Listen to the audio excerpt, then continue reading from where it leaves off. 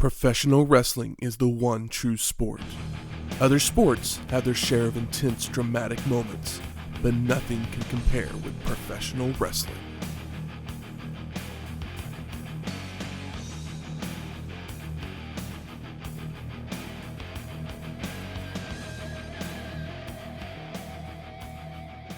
Welcome to Wrestling History X, where three friends come together to talk about the stories behind the matches.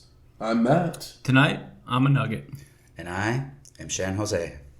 Welcome to episode 320, WWF Monday Night RAW. Who? Here we are. Happy to be here. Yes. After last week, I'm happy to be here. It's not a fall brawl. I don't even know why I mentioned that show. Yeah. Just, be excited that over here, the glass breaks. Yes, it does. So this is the 277th episode of Raw, produced by WWF. It took place on September 14th, 1998, from the San Jose Arena in San Jose, California, with an attendance of 13,161 people and a TV rating of 4.0. In comparison, Nitro had a 4.5 the same night, but they did have a few things that happened on that show. Flair returned, reforming the Horsemen. Goldberg and Sting was the main event. Pretty good main event. Yeah. Not bad. I suppose. Impressive after that pay-per-view that they showed up. This is where the Sharks play? At least the big boys. No, I mean like San Jose Arena. Oh, yeah. Yeah, probably. Probably, yeah. I was just thinking. Wasn't catching what you were throwing down. Yeah. Where the Sharks play. And the big boys. But most of the big boys over there are sharks when it comes to making business decisions. Yeah. And how? But we are in San Jose, California. We are. So, Shane, did you do what you do? I did indeed. Yes, here we are in San Jose for Monday Night Raw. And I did what I do in the sense that I looked up what was famous from San Jose. What did they eat there? What was created there? What restaurants or foods that are popular got their humble beginnings in San Jose? And I stumbled upon, I didn't realize they were a chain. I guess I should have known just because of how big and bright and flashy they are when you walk inside. But we have a sandwich place here in our lovely Oklahoma City Asian district known as Lee's Sandwiches. And yeah, I had no idea it was something that started in San Jose. I just thought it was, since it was in our Asian district, that it was something that we had come up with here, and that's where it began. I think when I originally found out about Lee's, I was like, oh, this is a cool local place. Mm-hmm. And then over time, I was like, no, this is a chain. Very much so. As it says on here in the history part of their website, I don't know how I'm pronouncing this, so we're just going to go with it. Sho Lee, founder of Lee's Sandwiches, came to America and settled in San Jose in 1980. He began taking education classes to study English and would frequently buy food from catering trucks before and after class. Seeing the potential, he decided to work on a catering truck to get more involved with the business. The following year, he bought his own vehicle and began his first route around San Jose. He and his eldest son, Min, developed a brand new concept for Lee's Sandwiches. Alongside the traditional Vietnamese banh mi options, they wanted to add Euro-style sandwiches, fresh-baked baguettes, croissants, and an extensive line of drinks, including Lee's Coffee. And now they are located in a few places around the United States: Northern California, Southern California, Arizona, Texas, and Oklahoma. Lee's Sandwiches has over 60 locations across the country, with further plans to expand. I was working at Iron Star Barbecue here in the city when I first stumbled upon Lee's. One of our fellow servers brought in Lee's Coffee and a chocolate croissant, and they had an extra coffee because the person they were supposed to be buying it for called in sick to work. So I got lucked out and was given the coffee, and I was instantly hooked. It's just the right amount of caffeine and an extra punch of condensed milk to give you that super sweet, super coffee flavor. It's like drinking coffee ice cream. Yes. Not as thick, obviously. No, not as thick. It's that kind of sweet. It's basically a dessert. Yeah, you can get it hot, you can get it cold. I prefer to get it hot and then pour it over ice because that way it melts some of the ice and makes it to where it's not as like melted ice cream when you're drinking it. The sandwiches, they have a good variety of Asian sandwiches, European sandwiches. They have breakfast, they have appetizers, they have pastries and other various desserts. I got a big menu. Yeah, I went for a couple of the Asian sandwiches. I looked up what are the most popular ones, and it said the combination and the pork roll, but then I also found that there was a special combination and then a pork roll that had a little extra, so I went for those. The special combination is served on a 10-inch baguette with, I don't know, again, if I'm pronouncing it right. It's either hambon or jambon, but it's the French word for ham. Yeah, hamon.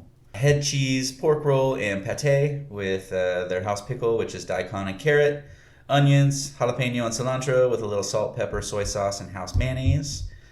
The pork roll that I got is their cured pork and pork roll. Cured pork roll, and again with the same toppings, the house pickle of daikon and carrot, onions, jalapeno, cilantro, salt, pepper, soy sauce, and house mayonnaise. I mean, it is very crusty bread. You got nice little crisp top to it, crisp bottom, but it's nice and soft and pillowy in the middle. Loaded with veggies, loaded with sprigs of cilantro. I mean, for the typical price that you get for a sandwich now, you go to your Subway, you go to your Jimmy John's, and you get anything that's over a 6-inch sandwich, you're going to be paying upwards of $12 or so. This one for a 10-inch was $6, and for this specific one, $6.60 or 65 cents, where the regular one was $6.30 or something. So I mean, you get a sandwich for a decent price. I'm going to do what I do and take a bite on front of the microphone here, because why the fuck not? So here we go. 1, 2, 3. Yeah, I used to go to Lee's all the time, get an iced coffee and then a banh mi sandwich. Mm-hmm. Probably one of these ones. I don't remember which one I would get. But you get it home and just eat it over the sink, because especially early in the day when the bread's fresh and crusty, it just makes a giant mess. Yep. I mean, flavor-wise, it's good.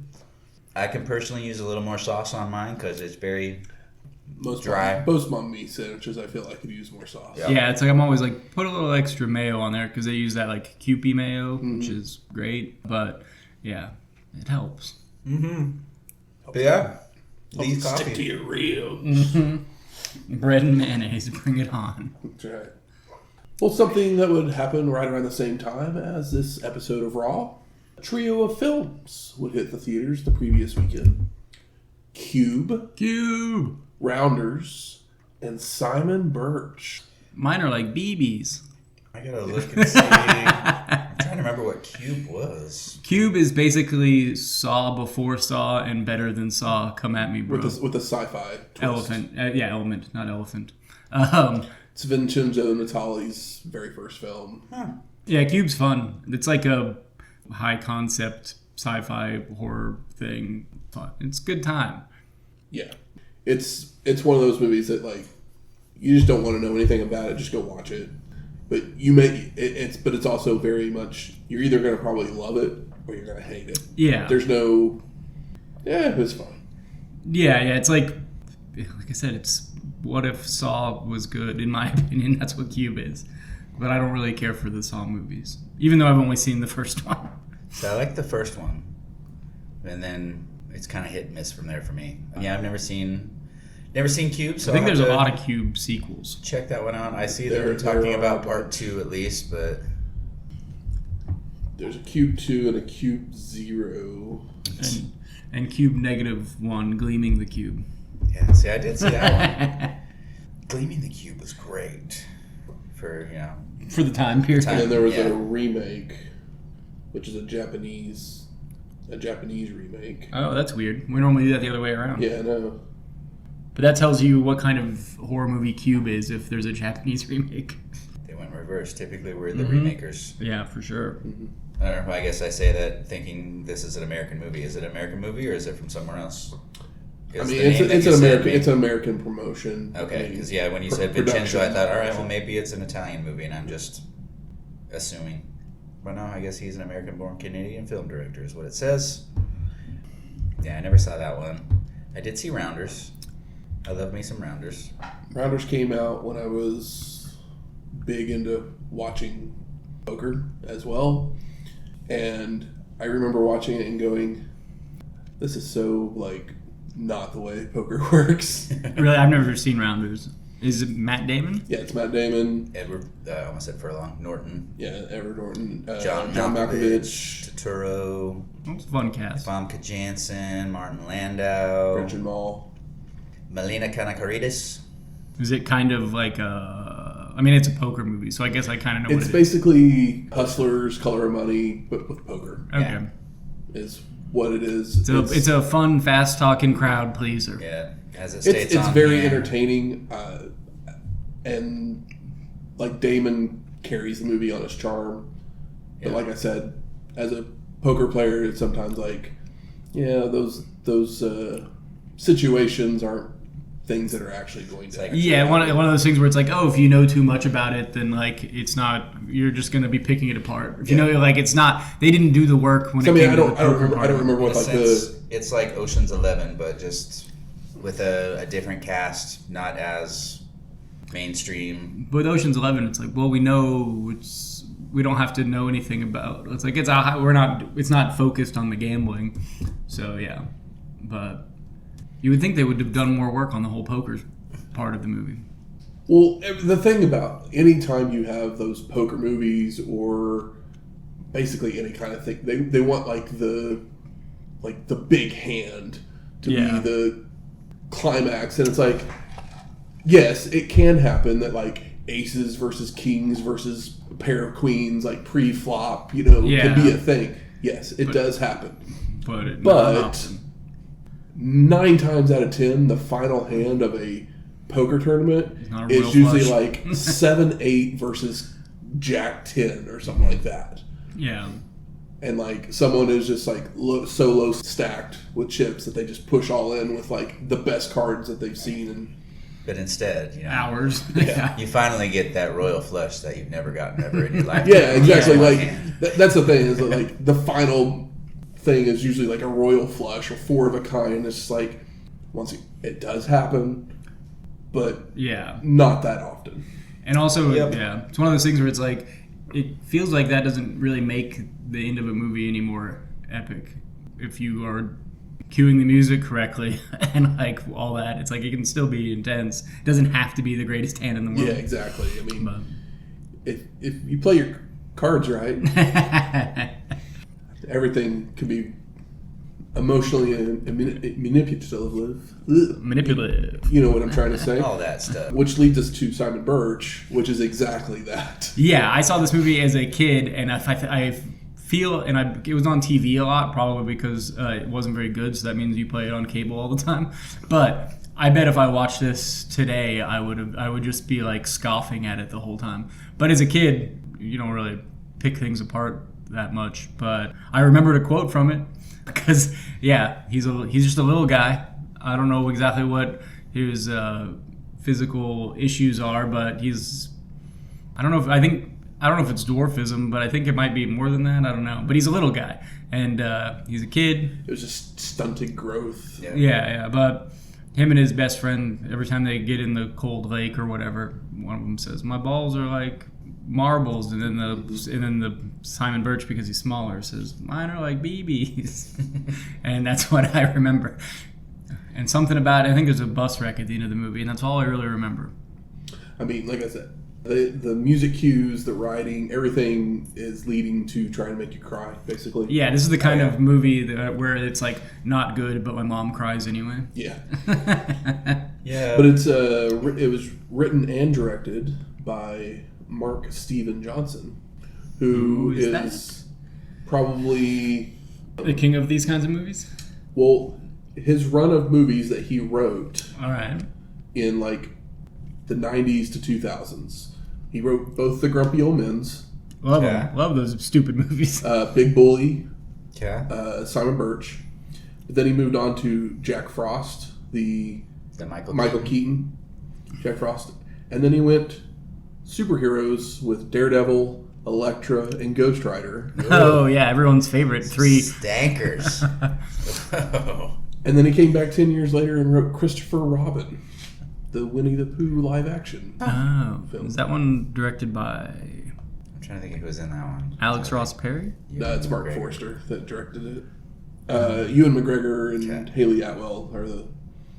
Was there another Winnie the Pooh movie that was like... Blood and Honey? No. Like realistic with the Pooh Bear and Christopher Robin? Or maybe that was it. I don't know. Who knows? I don't think so. Yeah, it's probably the same one I'm thinking of. Yeah, Simon Birch, Joseph Mazzello, Ashley Judd, Oliver Platt. I remember when that movie came out, one of my old managers told me that I looked like Oliver Platt, and I think I was the most heartbroken I'd ever been. Like, nobody wants to be told they look like Oliver Platt.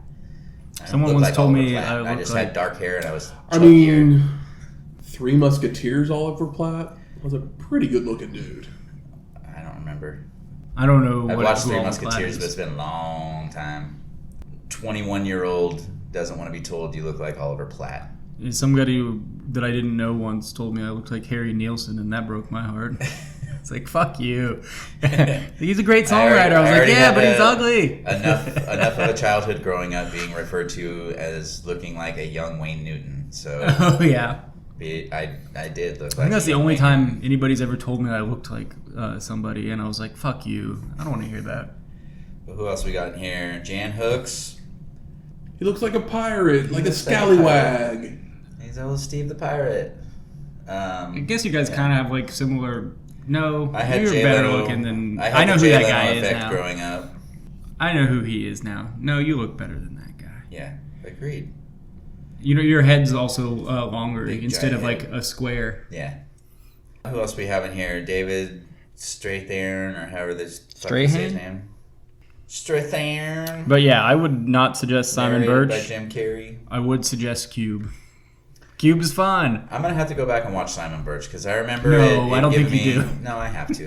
I remember it, because at this time, this was around the time anything that old Joseph Mazzello was in, I tried to watch because he was a very good child actor that like made you cry because he was always put in these roles. Yeah, The Cure was. Incredible. Yeah, that was. We've talked about that one. I was like, damn, that's a movie nobody remembers, but that movie fucked me up as a kid. I still microwave a Butterfinger every now and then just because. Another one that was like, which I think we've talked about too. What's the one with the red wagon where the kids just get beat? Radio Flyer? Yeah, why would they show kids that movie? I remember like renting that as a kid and like watching that with like my like mom and my sister, and it's like, why are we watching this? This is awful. Yep. It's like this is not a movie like a kids movie. It just has kids in it, but it's like, yeah, they're getting beat. This sucks. These three films, three different sides of the coin. Absolutely. Yeah, crowd pleaser. It was an horror, interesting weekend. Like a high concept science fiction horror movie, and then emotionally manipulative mom trash. So if any of those sound fun, check them out. If you haven't seen them, we definitely highly recommend Q if you haven't ever seen it. So let's talk some Monday Night Raw. Do it. Glass breaks, and out comes Stone Cold Steve Austin as Jim Ross welcomes everyone to the show, joined by Jerry the King Lawler, mentioning that Mr. McMahon, Kane, and Undertaker are in the ring already. Yeah, but that show's got to start with that glass break. Oh, yeah. Vince has the mic to say he's sick and tired of Austin carrying around the WWF belt. And at the next pay-per-view, there will be a triple threat match between each of the competitors in the ring. McMahon continues that there is more. A business arrangement. That they got the title shot only because the Big Red Machine and the Dead Man have to do something for him. Couple of scabs. They will protect Vince, so if Stone Cold lays a finger on him, these two will annihilate Austin. New Stooges. Mr. McMahon also says there's another stipulation during this triple threat match. Taker can't pin Kane, and vice versa. This is all because Austin has to do things his way, and this is the consequences of that. Vince then gets in Stone Cold's face, reminding that McMahon didn't screw Austin. Stone Cold screwed himself. Which leads to Vince being decked. So the brothers then step in to beat down Austin and dropping him with a double chokeslam. while McMahon's screaming at Stone Cold and flipping him off. Giving him some of his own medicine. They head up the ramp, but do stop at the top, with Undertaker letting Austin know it's nothing personal. It's just business. Followed by Vince also telling Stone Cold that he has to defend the title tonight versus Ken Shamrock as we go to break. That's how you start a Raw in 1998. Yep. We come back to our commentators talking about what we just saw, full with replay, before seeing Austin in the back throwing things around. Well, he's a little upset. He's pissed, and he should be, but Vince does have a point. You want to do things your way, I write the checks, and we can do it my way too. Easy way or the hard way. So we go to our first match. Road Dogg Jesse James with Badass Billy Gunn and X-Pac versus Double J Jeff Jarrett with Southern Justice of Dennis Knight and Marc Cantebury. And they actually mention and show footage of our competitor's history, including that James was the real singer of With My Baby Tonight. I mean, yeah, that's fun. You gotta let her know. And they show Jarrett lip syncing. 10 years from here, they would. If your ass didn't already know, it better call somebody. So Double J attacks as the bell rings, running his opponent into turnbuckles. The Road Dogg comes back with a shimmy right and a clothesline, only for Jarrett to respond with a knee lift and stomps. And a back elbow and a shuffle knee drop puts James back in control for a 2 count, delivering an atomic drop, a hot shot onto a turnbuckle, and mounted punches, until a mule kick low blow and a turnbuckle smash turns the tides.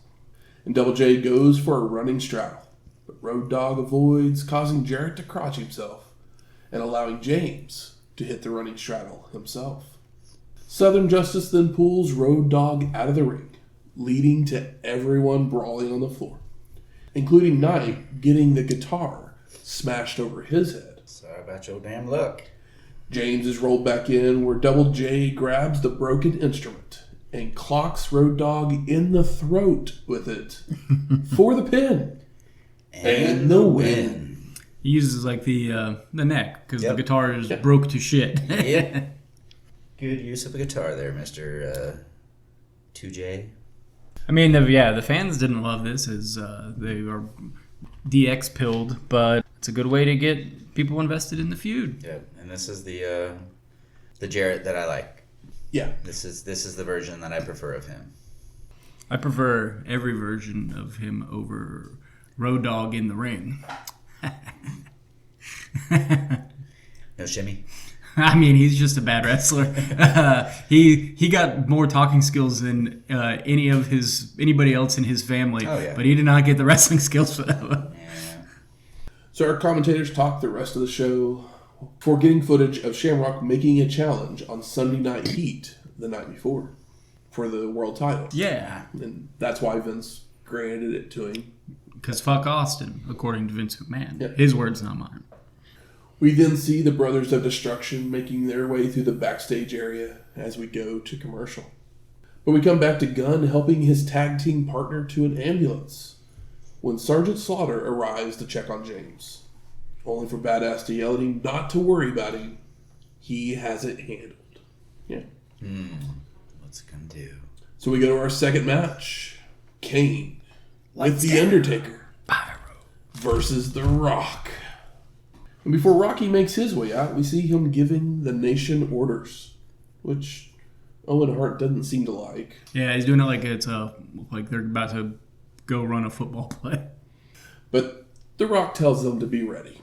But once he makes it to the ring, our competitor starts slugging it out with the Big Red Machine, drops Rocky with a back elbow, staying in control with big right hands, and tries for a big boot, only for The Rock to bail to the floor to regroup. Rocky then drags Kane to the apron to bash his leg against the apron and ring post, before returning to the ring for a clothesline. But he starts to jaw with the dead man, allowing the Big Red Machine to grab The Rock for a power slam. Kane with strikes, turnbuckle smashes, and a hard whip into a corner, followed by heading up top for a flying clothesline that gets a 2 count. Rock is then whipped to a corner, only to bounce out right into a clothesline and an elbow drop, which Rocky avoids and floats a clothesline attempt into a DDT, leaving them both laid out. But once back to their feet, they trade strikes when The Rock would drive Kane back into a corner, only to have his whip reversed. But the Big Red Machine then telegraphs his move, so Rocky fires back with a swinging neckbreaker for a near fall. Kane rallies with right hands and goes for a body slam, only for Rock's legs to clip the ref as he floats over and delivers a side Russian leg sweep. Ref bump. Rocky tosses the elbow pad to nail the people's elbow, making the cover. But Taker jumps in to hammer away on Rock and tossing him out to the floor. Undertaker follows out and smashes Rocky's head on the ring steps when Mankind would run down to clock the Big Red Machine with a sledgehammer. Mankind in a dress shirt. Yep. Ooh. Before leaving to the back with the dead man giving chase. And Rock then rolls back into the ring, making the cover for the pin and the win. It's good shit. Kane doesn't look weak, and Rock's getting cheered, and that's what they wanted, and they got it, and they did it correctly. Can we ask for much more?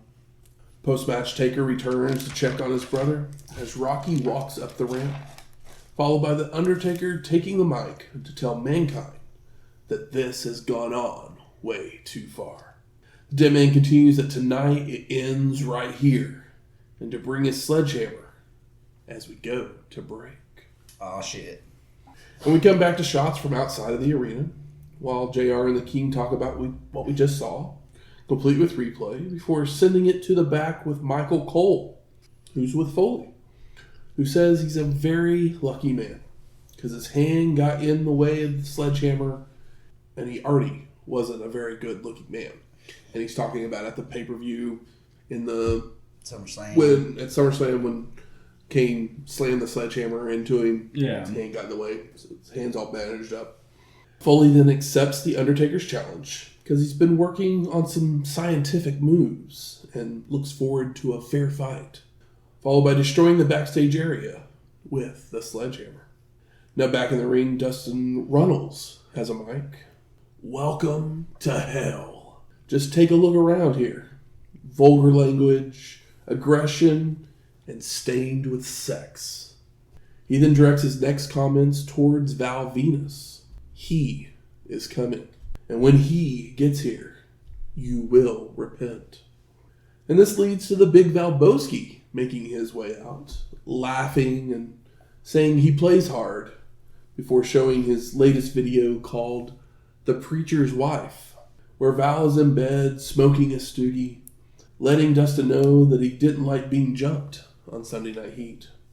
And Venus needed some loving, so he called someone. When Terry Runnels would pop up from under the covers to say hello. Yep.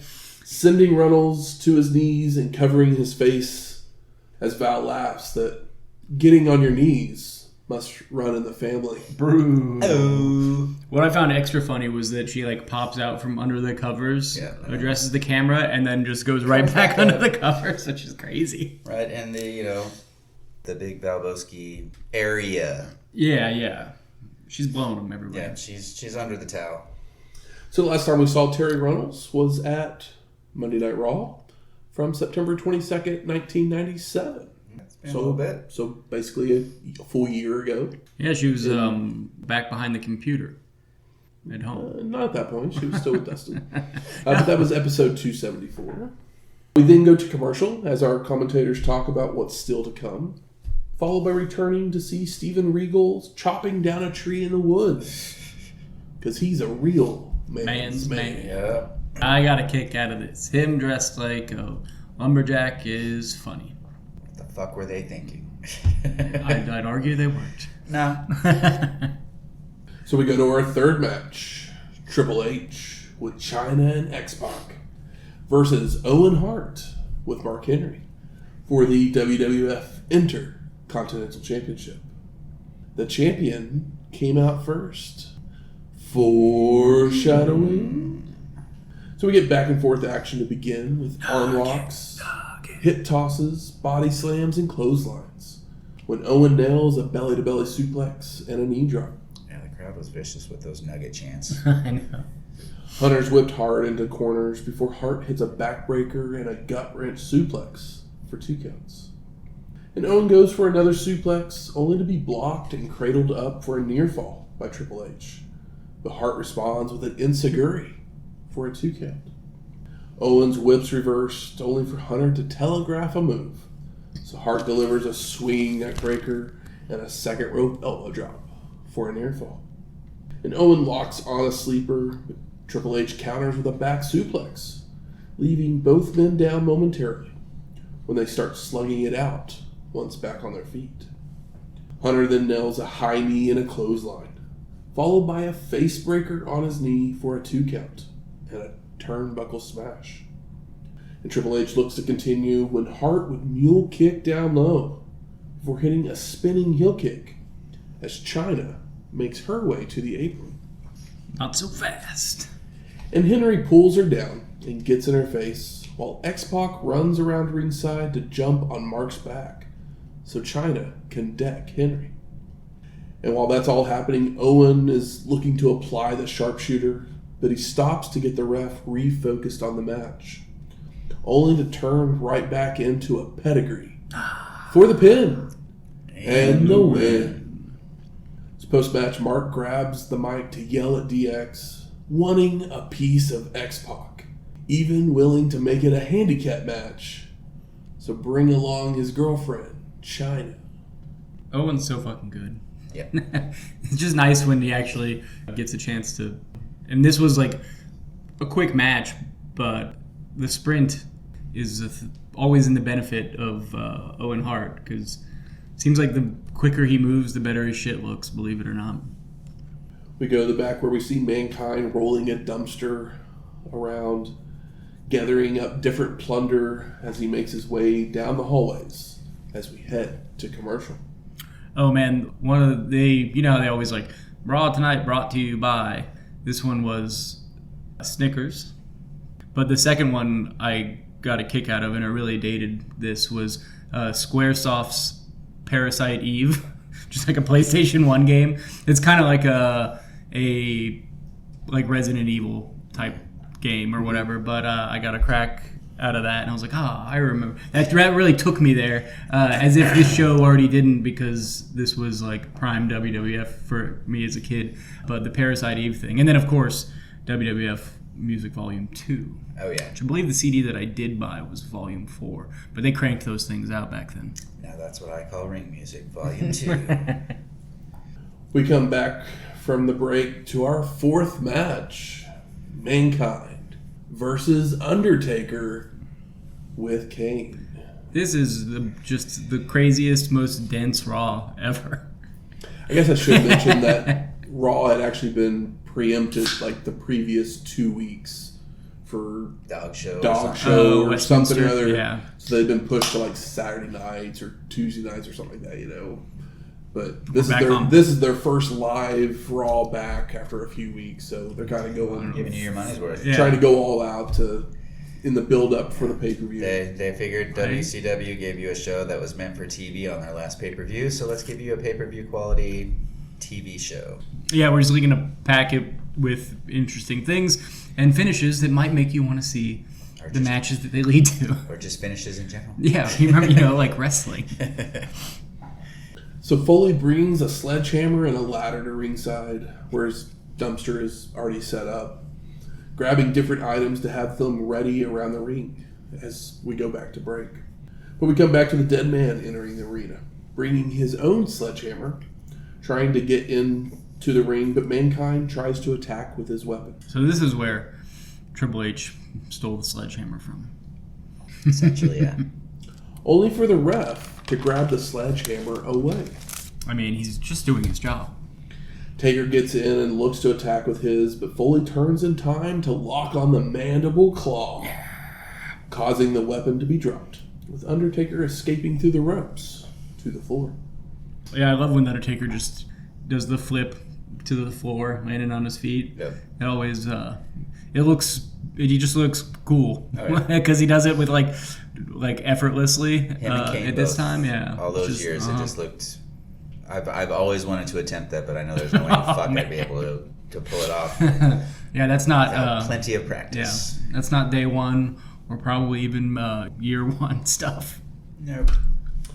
Mankind gives chase to keep the attack with strikes, running the dead man into the dumpster multiple times before grabbing the ladder, only to have it kicked away. And Taker takes control of strikes up the ramp and then back around ringside, running Foley into the railing and smashing his injured hand into and between the ring steps. Damn. Mankind fights back, but Undertaker drops him with a few shots, setting up a table against a ring post, followed by throwing Foley into it. And then make their way into the ring, where the dead man continues the punishment with uppercuts and shots in a corner, when Mankind is knocked back out to the floor.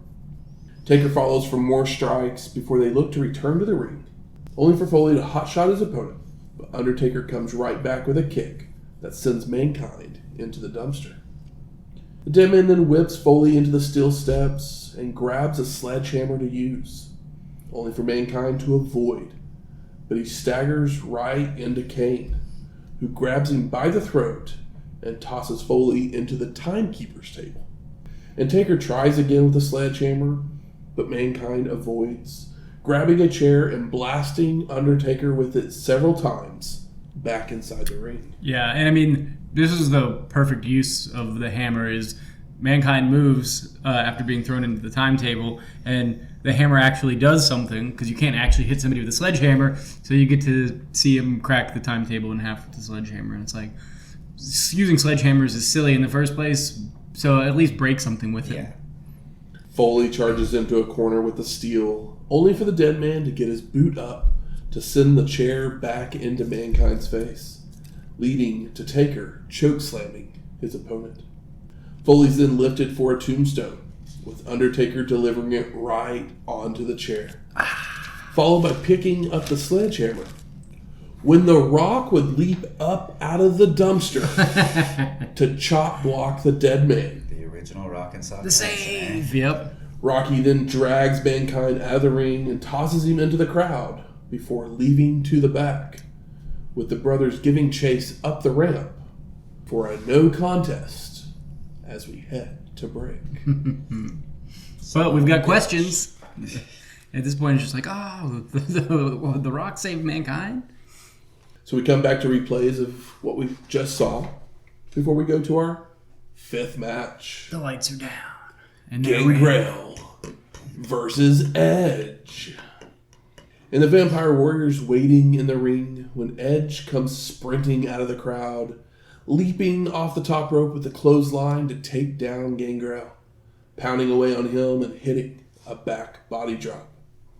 And the Vampire Warrior blocks the downward spiral and heads up top, only for Edge to meet him there for an inverted electric chair facebuster. It's pretty fun. Gangrel then reverses a whip to hit a release tiger suplex before spiking his opponent with a bridging tiger suplex for a 2 count. And the commentators are just going on and on and on and on about how obviously these two have some history with each other. They have a past together. They obviously know each other from somewhere before. Otherwise, Edge wouldn't be so mad.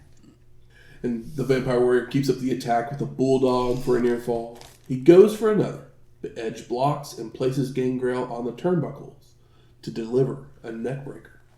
Edge continues with a body slam, and he goes to the top, flying off with a splash, only for the Vampire Warrior to have moved, so he attempts a DDT. But Edge holds onto the ropes to block, followed by backdropping Gangrel out to the floor. Edge goes for a tope plancha, only for the Vampire Warrior to sidestep and hit a DDT on the floor, when the bell rings for a double countout. Could you have counted to 10 between the time that they hit their outside? And... Nope. Unless it was like 1, 2, 3, 4, 5, 6, 7, 8, 9, 10. Yeah. It was like the quickest count out. It's like, we're just trying to make sure that people are invested in these guys beating each other up. But, yeah, there was a hole in that game. Post-match, Gangrel grabs his chalice and spits blood into the air before telling Edge that the blood of Gangrel flows through your veins. Eternity is forever, Edge. Last time I checked, eternity was forever. Fun. Now Edge is a vampire, I guess. How are those maggots, Michael? You're eating maggots. We go to commercial, but we come back to our sixth match. X-Pac and Chyna with Triple H versus Mark Henry. Hey, they weren't waiting for next week. So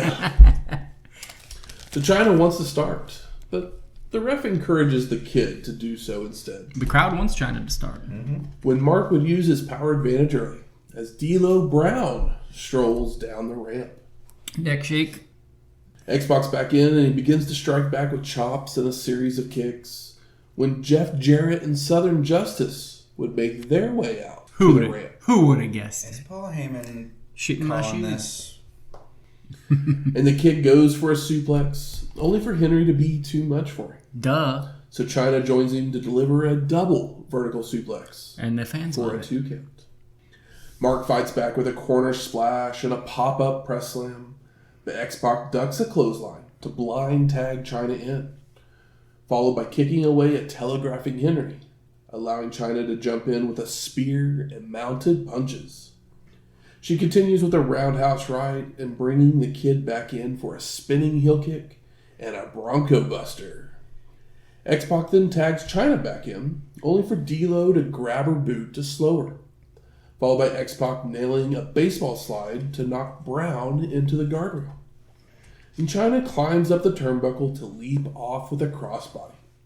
But Mark catches and power slams her down for the pin. And the win.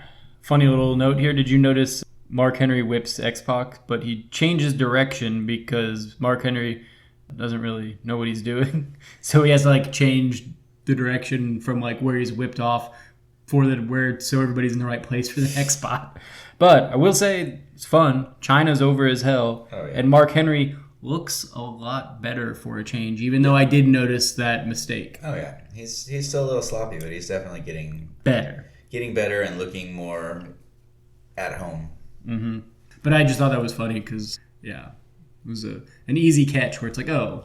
But X-Pac, he knew how to fix it. Post-match, Henry gets out of the ring quickly to avoid Triple H jumping in with a chair, as everyone's just yelling at each other as the nation heads up the ramp.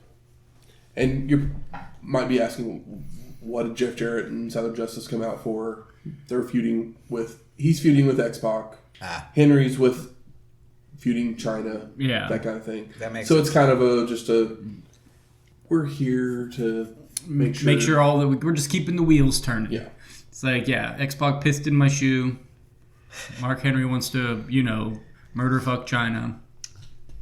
That's the name of the game here. Pretty much.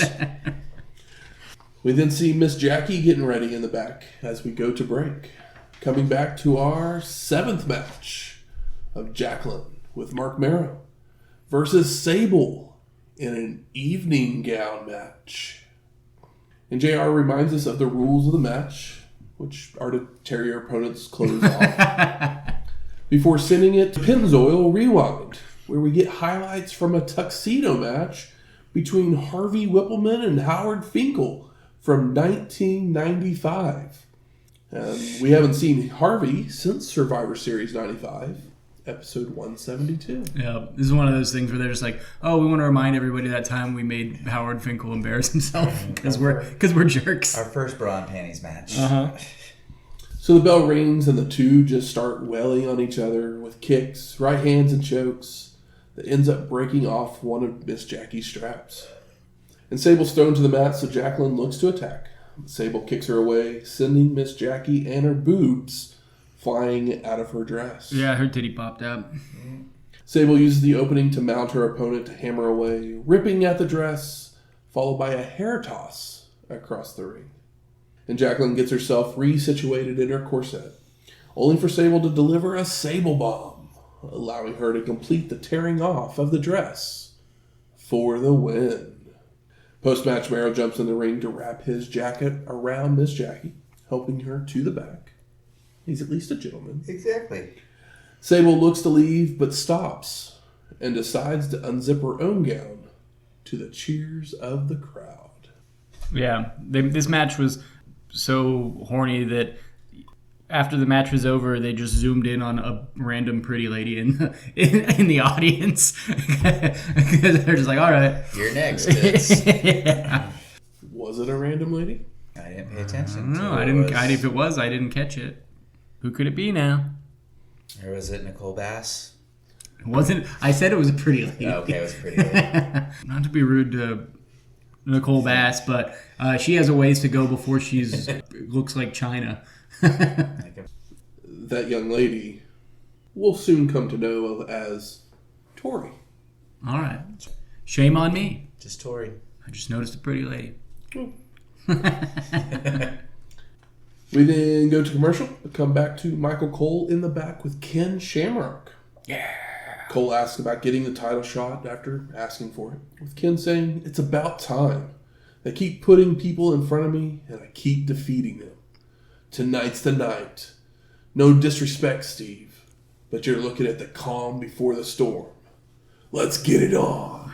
It's time to knuckle up. Shamrock and the calm before the storm are not two things that I would ever put together. No. No. He's maybe the intensity before the storm, the tension before the storm. So we go to our 8th match: Ken Shamrock versus Stone Cold Steve Austin for the WWF Championship. And Stone Cold is all business as he arrives to the ring, going right after Shamrock, but Ken fires back, only to take a thumb to the eye. Austin has his whip reversed, allowing Shamrock to hit a heel kick and a clothesline for a 2 count.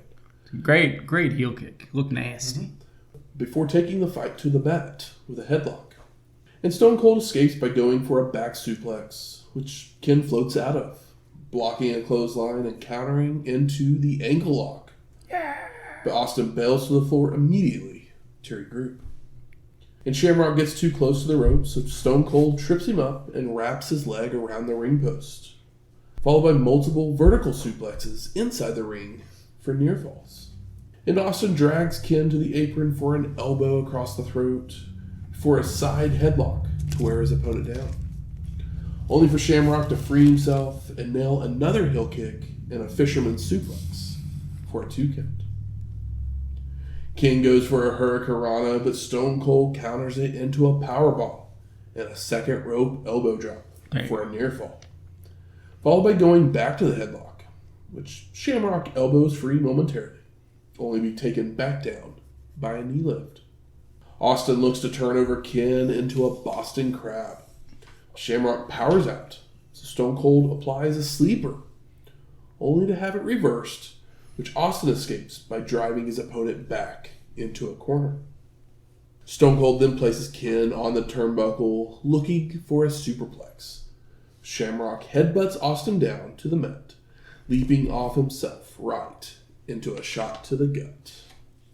Ken ducks a clothesline and delivers a crossbody for a 2 count, only for Stone Cold to slow it back down with another chinlock, forcing Shamrock to work to get back to his feet once more.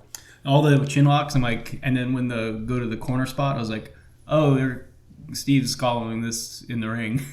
Because, it's like, the headlocks are always a giveaway, and because that's how wrestling traditionally works. Yep. But in the corners, when I really noticed it, I was like, oh, yeah. Because nowadays, I don't think anything gets called in the ring. Shamrock elbows his way free, and Austin uses the momentum to toss Ken out to the floor. Stone Cold gives chase, looking to whip his opponent into the ring step, but Shamrock reverses, followed by stomping a mud hole and slamming Austin's head on the timekeeper's table.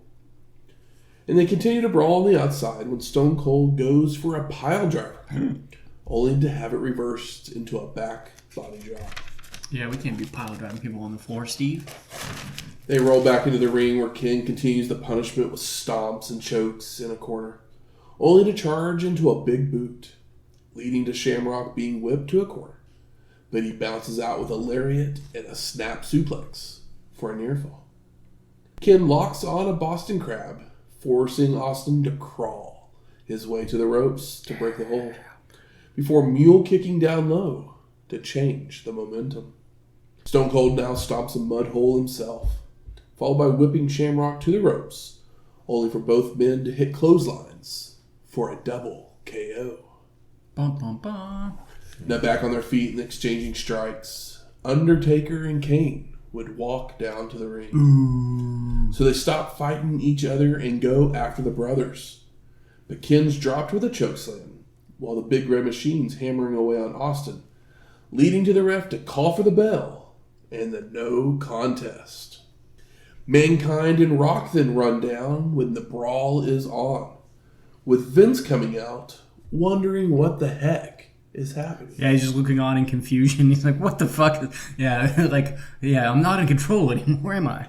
Stone Cold grabs a chair and makes his way back inside to clock both the dead man and Kane, before seeing Mr. McMahon on the ramp, so he begins to give chase, only for Vince to backpedal his way to the back as JR says his goodbyes, and we fade to black. I take it back about calling it in the ring. You can see John Cena do it. He might as well be yelling it. But, yeah.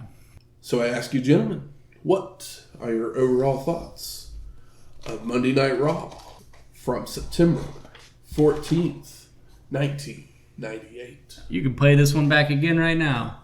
This is good shit. It feels like a pay-per-view with how much content they just slammed into 90 minutes. Everything is over. Everything's over.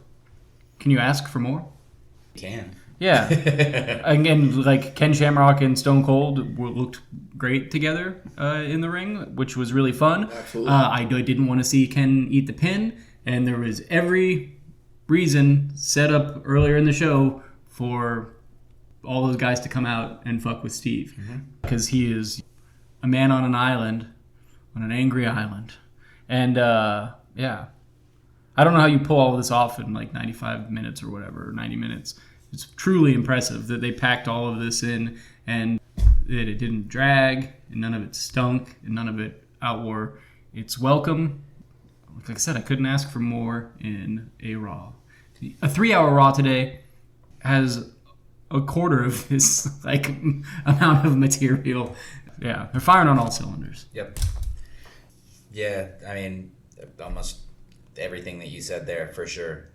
This was what Monday Night Raw was at one point. You know, it was a constant guarantee, you know, as they kept building and building and building towards shows. You know, you have a little sleeper episode here, but typically your Monday Night Raws were nonstop adrenaline rushes from start to finish. It was must-see TV. Yeah, all kinds of Appointment wild, viewing. crazy shit happening, and this is where, you know, you had your hardcore fans that either chose one side or the other, you know, and you had to be dumb to choose the other side because nothing really happens over there. We experienced that last week. Yeah, WWF will have a sleeper show occasionally, but typically it's going to be balls to the wall, fun and excitement from start to finish. You know, thanks to the appeal of Stone Cold and just the characters that they've grown over the last few years with Mankind and The Rock and Undertaker becoming more than just a dead guy, and you know, having the history with Mankind and now Triple H and DX and all of them. Yeah, they're just. Vince is every the direction. puppet master now. Yeah, every direction has something for anybody, and that's what we loved. I mean, we're all on the same page. This is the kind of show I remember watching growing up. Mm-hmm. All the big names are on it. We got big matches. Kane and The Rock Yeah. was just a random match on this show. Yep. Like, Austin actually had the majority of a wrestling match, like, and a good one on television. yeah. We had storylines Out the wazoo. everywhere. Yep. And as we head towards the pay-per-view, which is next week. Yeah, I keep forgetting there's that coming up too, because there's just this show had that pay-per-view feel to it, even though it's possibly the go home or the one right before. I don't know, but And the thing that you pointed out about how, like, the last two episodes were in different time slots or different days because of the cable channel, USA, right? Yeah. They more than made up for that in 90 minutes by just packing all of this in before the pay-per-view. Yeah. And they honestly don't think they could have possibly done it better. It's like flawlessly like put together for how much stuff happens. It doesn't, for how smooth it is and how much is there, it shouldn't be. It's like almost a miracle or a magic trick. Mm-hmm. This is one of those shows, I mean, granted, we just watched this here recently, but, you know, it could be aired today and it would probably get the same appeal, you know, have the same appeal because, granted, with our 2.5, 3 hour Raws and SmackDowns that we have now, there's a lot of filler in there, and this one, nothing felt like filler. Yeah, even with an evening gown match, it had purpose. We'll be seeing a lot more Raws here in 98 because they become more important, but this one feels like a top 10 Raw, and I'm sure there's ones where there's bigger moments that happen, but I don't know if there's going to be a whole lot that are this packed with like good shit. Good. Where's the smart marks at? All right. Fuck you. I think it's time we smark it up. So what are some of the best moments of this show? That's almost impossible because it's so... Well, a moment that like legitimately made me laugh out loud was Rock popping out of the dumpster. Yeah. I could not help but like just laugh at that because it was just like the right amount of ridiculous. And yeah, it wasn't like laughing at it. It was laughing at the just absurdity and enjoyment that it gave me in that moment. I mean, you literally said it while we were talking the match. You were like, "Oh, the first Rock and Sock connection." And I was just like, yeah, Shane said it, or whoever said it. But I was like, I remember watching it, and I was just like, "Oh, did they team up this early?" Because I mean, I know the Rock and Sock's not till like later '99, basically. But I was just like, are they sowing seeds this early for that? It's very possible. But yeah, so well, the thing is, like everybody, it seems like the top half of the card, it helps because basically everybody's over. So like maybe even more than the top half of the card, like everybody seems to be kind of intertwined. So you can go almost anywhere with anybody, and that's why the finish of this doesn't feel cheap or stupid because it's like, oh, everybody here has like history that's so recent it happened less than 90 minutes ago on your television. Yeah, I mean, this show shows you the top 6 guys in the company right now. Yeah. But it shows you that those top 6 guys aren't too good to work with anybody else on the show, whereas you go to Nitro and, you know, your top guys over there only work with each other and everybody else is considered garbage and you don't give a fuck about, you know, from the higher ups, where these ones, I mean, you listen to interviews with Edge today where he's talking about back in the day where, you know, Stone Cold was a top guy, but he's doing this, you know, fun stuff with him in the ring, you know, where they can sit back and laugh, you know, try and make each other break in the ring, and you know, they did all these fun things together back then because it was a team thing. They were all working as a unit to make the product better instead of focusing just on themselves. Because if not, Undertaker would break the neck. But another thing is like when all of these people are at each other's throats surrounding the main prize of the company, it makes that main prize mean more. So like this title, it's like it shows how important it is just by the amount of people that are just like circling it while this one guy has it. And it's a thing that I feel like is missing from every wrestling company, is that none of the titles feel as precious as this one here in 1998 does at this moment. Terry Reynolds popping up. Very funny. Her popping up. That was a spicy move. Just the banter with Dustin and... I don't think I'm going out on a ledge here, but other than Sunny, Terry Reynolds is the best looking female that we've seen so far. I like her as Alexandria. I mean, the best. Oh yeah, Miss York was definitely the best. Before all of the work. Terry, when she first debuted as Marlena, I thought she looked good, but then as she sticks around, she just continues to look worse and worse because everything gets more fake, more plastic, more lipoed, but hey, more implanted. We're not quite there yet, exactly. But I mean, No, we haven't reached peak PMS yet. But. Yeah. I mean, I'm trying to think. I was a big Trish Stratus guy as a kid, but I think we all were. But Terry Runnels is definitely number 2 at the moment. Sable's obviously attractive Sable's lady, but it's very... Sable goes back and forth. I've mentioned this before. Sable does nothing for me. Yeah, Sable has her moments where she looks really good, and then she has her moments where she looks like she's playing dress up, but looks like an old lady. Like for me, her evening gown was like, what are you wearing? Well, she's... And then she takes it off, and it's just like, okay. She's cookie cutter, like pretty blonde lady. So she doesn't have anything interesting about her. I mean, I think when Sable becomes more of a quote unquote badass, as she becomes more of a wrestler, yeah, I think she becomes better looking then. Yeah. But I think that's just more of an attitude change, probably more than anything else. Yeah. But, yeah, because she portrays herself differently in that sense. Where here she's still just kind of, I'm a wrestler. I'm playing a wrestler. I'm dressing up as a wrestler, but I'm not wrestling. I mean, yeah, they know the assignment where that's like, oh, here's horny segment number 2. Can't go wrong ever with Mankind and Undertaker in the ring together. Even Gangrel and Edge.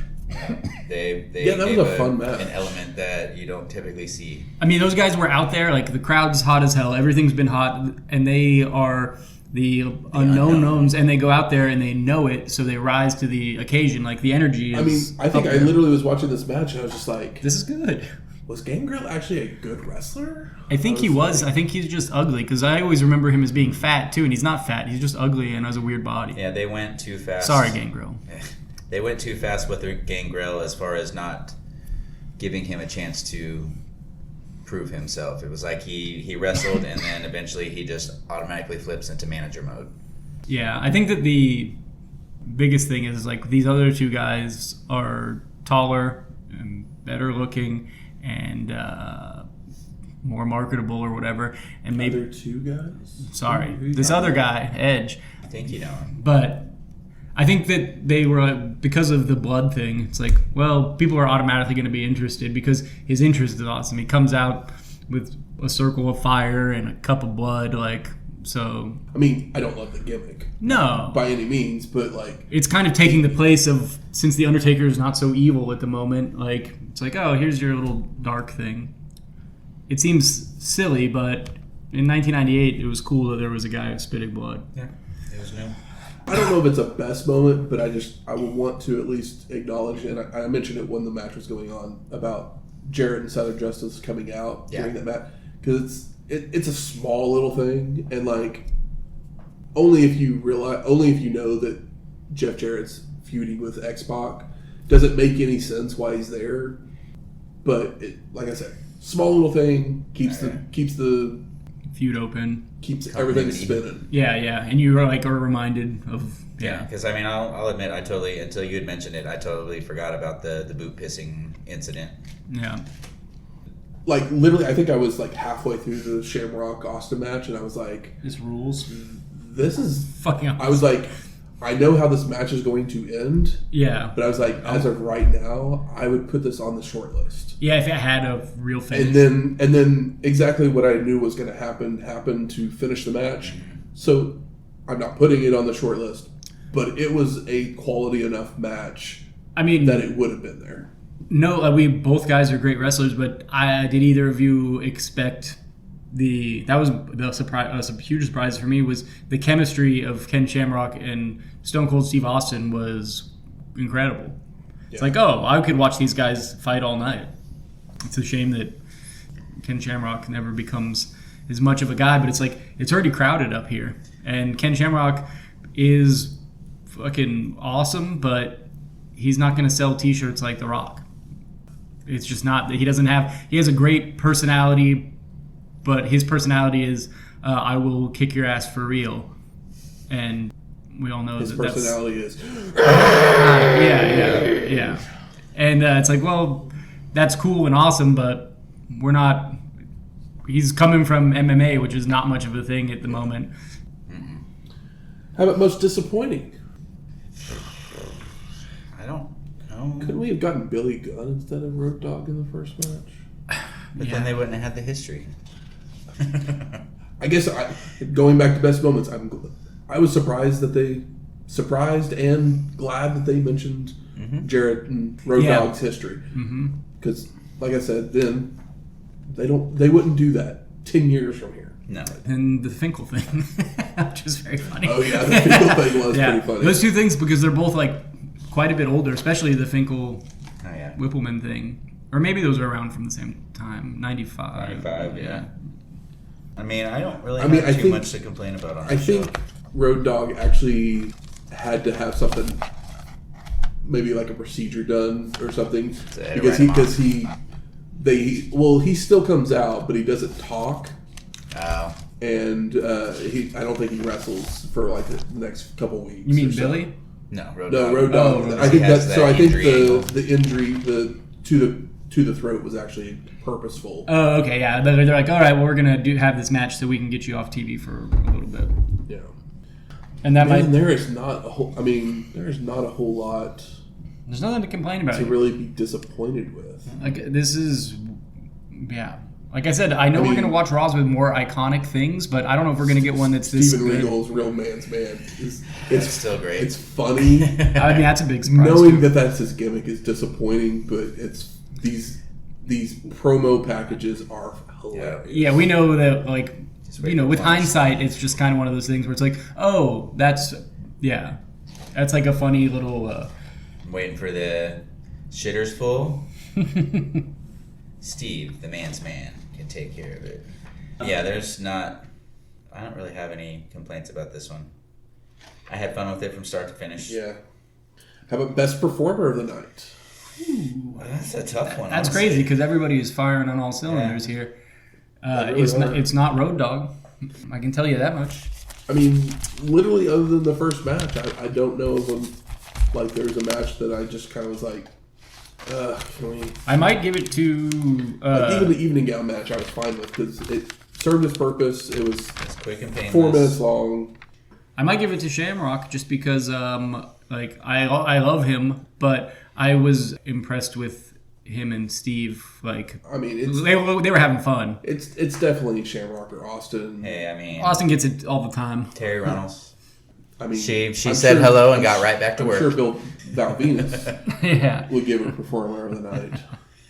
But yeah, it was Ken for me because Stone Cold Steve Austin and Ken Shamrock, the thing that they immediately do as soon as they enter the ring is bring an energy in two completely different ways, but I wasn't ready for that energy to lift both of them up as high as it did. Yeah. I'm going to give it a duo. I'm going to go with Gangrel and Edge just because everybody else is already somewhat well established and these two are still finding their feet. But they rose to the occasion. Won the crowd over. Yeah. And how about most surprising? Is it Terry showing back up?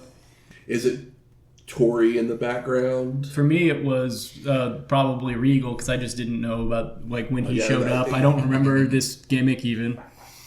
Yeah, I could tell that immediately. That's why pretty soon Steven Regal is just an afterthought and he's William. Because I think they kind of ruined Steven Regal with the man's man. And no offense to him, but he looks like he has a fucking very British face. And then nothing against people from the UK, but when you say man's man, I'm thinking Big Josh.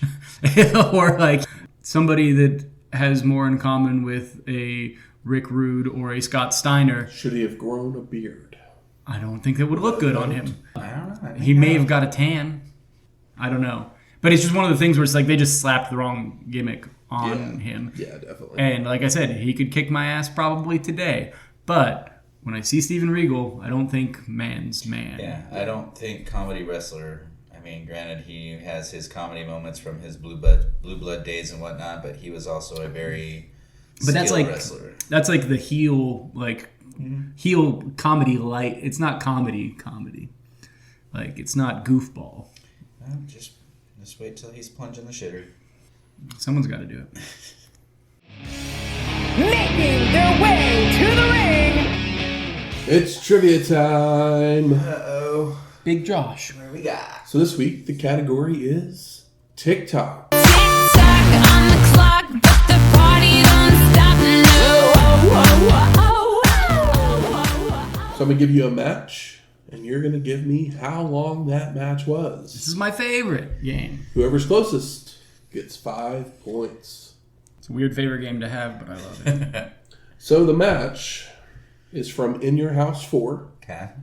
It's the British Bulldog with Jim Cornette versus Diesel for the WWF Championship. Ooh. How long was that match? I don't know why, but that's the number that popped in my head, so we'll just go with it. Yeah, I don't feel comfortable with this either, but I got a number 2.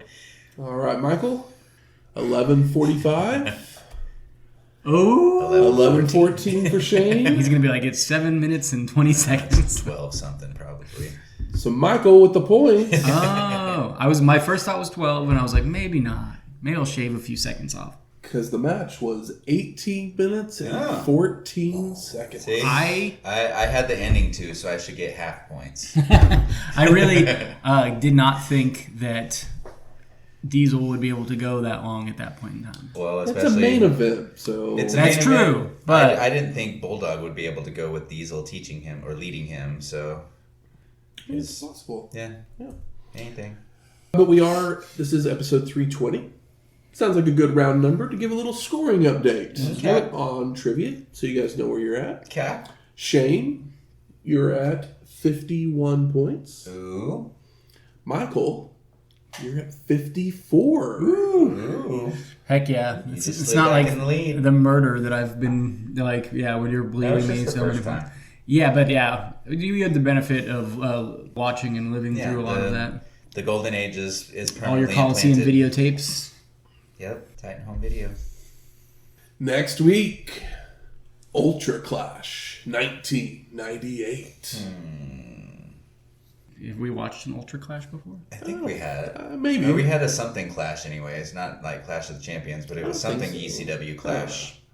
I don't remember. But music from this week's show is We're All in This Together by Jim Johnston. And Austin came out on top There we go. because he's the last person we see.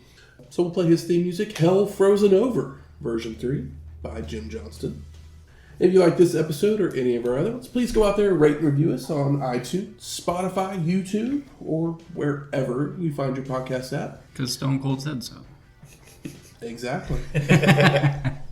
But if you are watching, listening on YouTube, make sure you like, subscribe, hit the bell for notifications. Ding, ding, ding. Share it. I mean, if Tell you're a on friend. other podcast catchers and they have a notification system, you should hit whatever button that is for those as well. Yeah. So you always know when we come out, which is Yeah. always Wednesdays. Exactly. Yeah, we don't have ads. This is labor of love and sometimes hate. If you want to listen to last week's. Very much so. I mean, very much hate. Very yeah. We had a good time. Listen to last week's show, but don't watch the show that we watched. But if you have any questions, comments, concerns, Hey, we're going back to Philly. So, you know what that means. I need help because it's Philly, and we've eaten and drank and eaten even more And of we're everything not- through Philly. We were not West Philadelphia born and raised. No, I did. The playground was where I spent most of my days, but no, I'm not in Philly.